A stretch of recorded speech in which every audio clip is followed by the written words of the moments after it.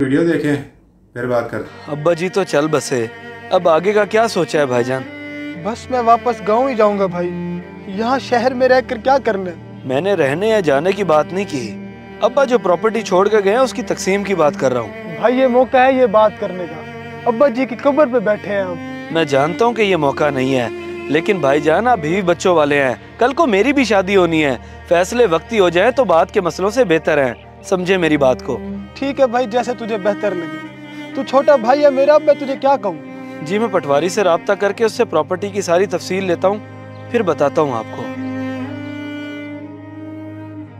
पता नहीं क्या हो गया मेरे भाई को, अब्बू को गुजरे अभी हफ्ता ही हुआ और ये बंटवारे की बात कर रहा है। चलो मैं क्या कह सकता हूँ, पढ़ा लिखा भाई है मेरा, इसका हक बनता है, ये मुतालबा कर सकता है। जनाब नज़ीर हुसैन साहब की मौजूदा प्रॉपर्टी में सिर्फ 3 कनाल की ज़मीन है जो कायमपुर में वाक़या है, और एक 12 मरले का प्लाट है जो शहर में। ओ पटवारी साहब ये तो मुझे भी पता है, आप बस ये बताएं कि दोनों में से ज़्यादा फ़ायदेमंद क्या है, ज़मीन या प्लाट? शहर के प्लाट का रेट इस टाइम 7-8 लाख रुपए मरला है और कायमपुर की ज़मीन का 20,000 रुपये। फैसला अब आपका है।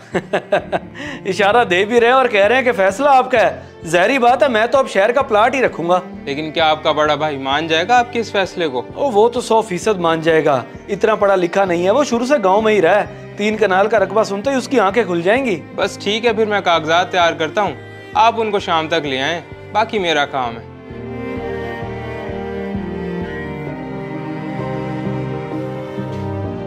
हाँ भाई बोलो। जी भाईजान मैंने पटवारी से तफसील ले ली है, कायमपुर में 3 कनाल की जमीन है और शहर में 12 मरले का प्लाट। अच्छा, इसके अलावा कुछ और? इसके अलावा जो भी था वो अब्बा ने अपनी जिंदगी में ही बेच दिया था। खैर मैंने पटवारी को विरासत के कागजात तैयार करने का कह दिया है, वो जैसे ही तैयार करता है फिर चल के ले लेते हैं। ठीक है भाई, मुझे जैसे ही बुलाओगे मैं फौरन आ जाऊंगा।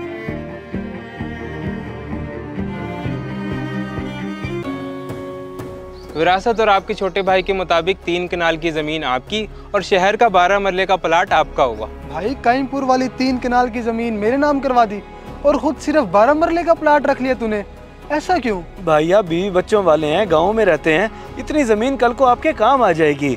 मेरा क्या है, मैं शहर में रहता हूँ, नौकरी करता हूँ, कल को अल्लाह ने तौफीक दी तो इसी प्लाट पे घर बना लूंगा।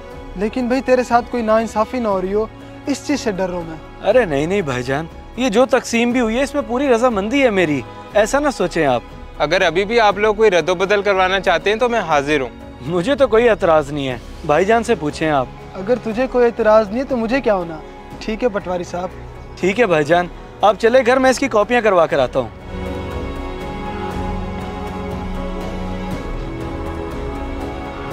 वाह भाई वाह, बड़ी सफाई से आपका काम भी हो गया और बड़े भाई पे एहसान भी चढ़ गया।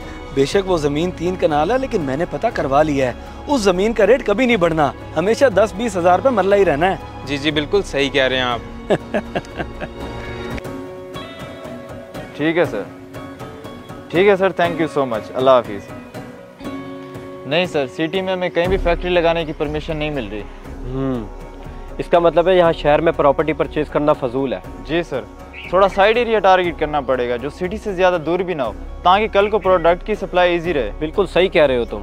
फिर कोई प्रॉपर्टी नज़र में है या अभी सर्च करने में और टाइम वेस्ट करोगे तुम? सर 2-3 लोकेशंस हैं, उनके ओनर से बात चल रही है, जैसे ही कोई एग्री हुआ फ़ौरन आपको बता दूंगा। बताने से बेहतर है आज ही उनसे मेरी मीटिंग करवाओ, और हमने ऑफर ही ऐसी देनी है अगला बंदा रिफ्यूज़ ना कर सके। Okay sir. ये है इंतकाल के कागजात। मेरी तो जनाब 3 कनाल ज़मीन बनती है कायमपुर में, जो अभी कुछ दिन पहले ही मुझे विरासत में मिली है। जी मैंने आपकी सारी ज़मीन देख ली है, 3 कनाल आपकी और 2 कनाल आपके साथ वालों की, टोटल 5 कनाल लेने का इरादा है हमारा। जी ठीक है, वैसे भी ये ज़मीन मैंने बेचनी है, रख के क्या करूँगा, मेरे गाँव से बहुत दूर है ये। ज़बरदस्त, आपके साथ वाली ज़मीन की डील 5 लाख रुपए मरला के हिसाब से हुई है, तो आपके साथ नाइंसाफ़ी नहीं करेंगे, इसलिए आपकी ज़मीन भी उसी रेट पर परचेज करेंगे। टोटल रकम 3 करोड़ की बनती है, अगर आपको कोई इशू है तो आप हमें बता दें। 3 करोड़? नहीं, मुझे क्या मसला होना है, मुझे मंजूर है, आप ले लें ज़मीन। मुजीब, कल ही इनकी सारी पेमेंट क्लियर करके इंतकाल करवा लो, अब और डिले करना नहीं बनता। जी ठीक हो गया सर, मैं कल ही सब करवा लूँगा। मुबारक हो आप। जी पटवारी साहब, कैसे याद किया? जनाब मुबारकबाद देने के लिए फ़ोन किया आपको, बहुत बहुत मुबारक हो।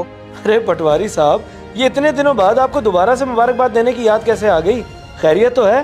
उस बात पे नहीं दे रहा जनाब, बात ही कुछ ऐसी है, जब आप सुनेंगे तो आपके पाँव के नीचे से ज़मीन निकल जाएगी। जनाब क्या हो गया ऐसा, क्यों बात को घुमा रहे हैं? सीधा सीधा बताएं क्या बात है। जो कायमपुर की ज़मीन आपने बेज़रर समझ के भाई के नाम करवाई थी, वो एक फैक्ट्री वालों ने 3 करोड़ की खरीद ली है। अभी अभी इंतकाल दर्ज करके आ रहा हूँ मैं। क्या 3 करोड़? जी जनाब, बस जब अल्लाह किसी पे मेहरबान हो तो कोई क्या कर सकता है। अगर सारे इंसान मिल के भी तेरा बुरा करना चाहें तो जब तक रब की मशीयत ना हो वो तेरा बुरा कर नहीं सकते।